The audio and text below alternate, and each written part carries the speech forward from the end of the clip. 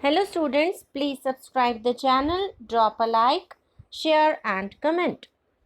This is exercise number 1 and 2 of the Progressive Monthly Magazine, May 2022 on the speed of 100 words per minute. Start. I read yesterday that my friend and old colleague Jayaprakash Narayan has said recently that I should help, I forget his words, in establishing or in developing a strong opposition to the Congress. This is a very strange request. I believe completely in any government, what it might be, having stout critics, having an opposition to face. Without criticism, people and governments become complacent. The whole parliamentary system of government is based on such criticism. The free press is also based on criticism. It would be a bad thing for us if the press was not free to criticize, if the people were not allowed to speak and criticize government fully and in the open. It would not be parliamentary government. It would not be proper democracy. I welcome criticism in parliament. In fact, we welcome criticism from our own party members. The amount of room we have in our own party for criticism of government's policy is great. But when Jayaprakash ji says that I should build up an opposition, does he want me to build up a bogus thing to oppose the Congress? What value or what virtue will that have? With all respect to Jayaprakash ji, the example is not a good one. There was no democracy in Turkey, real or even unreal. It was a dictatorship. Does he want that kind of thing to happen in India? The point is that the opposition should have the freest opportunity to express its opinion in the press and on the platform and to fight elections. I cannot canvass for the PSP or the Communist Party. They have the freest opportunity to do so. The Election Commission is independent of government.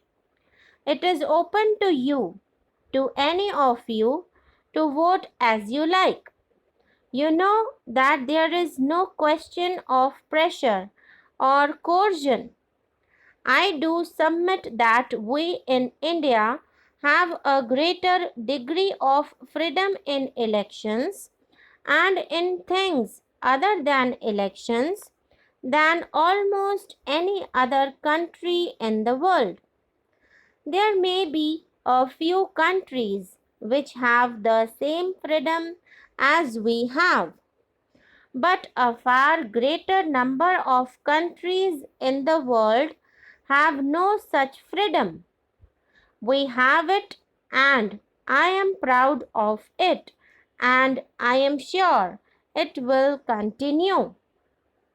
I want every type of opposition to go and apply to the people. The people should decide to whom they shall vote for here. Jayaprakash ji says it would be good for the Congress to be defeated. I might perhaps agree that it might be good for the Congress to be defeated, but surely the question is not for us, but for the people. The issue is what is good for that country, not what is good for the Congress. Our friends like Jayaprakash ji have got so entangled in their dislike of the Congress that they have forgotten such a things as India and the good of India. It is my belief that if by any mischance the Congress was defeated, it would be very bad for India. I do not say that congressmen are better people than others. There are good men in other organizations. There are patriots in other organizations. It is not a question of personal friendship, it is a question of the national good. Supposed in Parliament, instead of the strong Congress party, we had a dozen or 20 small groups with nobody in majority. What would happen? There would be no stable government, and each little group would intrigue with the other. There would be offers of ministerships for people who gave up a party to join another. That is what inevitably happens when there are all kinds of parties with none having a majority. I can give you instances where countries are failing because of the failure to get a stable government. At a time when we talk of the second 5 year plan, when the energy of the nation should be put into development, when we have Pakistan shouting itself hoarse about jihad and war, are we to experiment with numerous odd groups? It surprises me and amazes me that a person of good sense should suggest something which totally ignores the facts of life in India today. The facts of life are these, that we have to fight a tremendous opposition in India, not any political party, but our own failings, our own liability to go wrong, our disruptive tendencies, our communalism, our provincialism, our casteism, our readiness even to break into violence, and so many other things.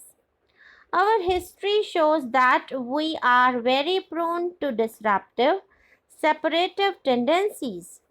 And if British rule in India did a good thing, it was to make us unite our fight.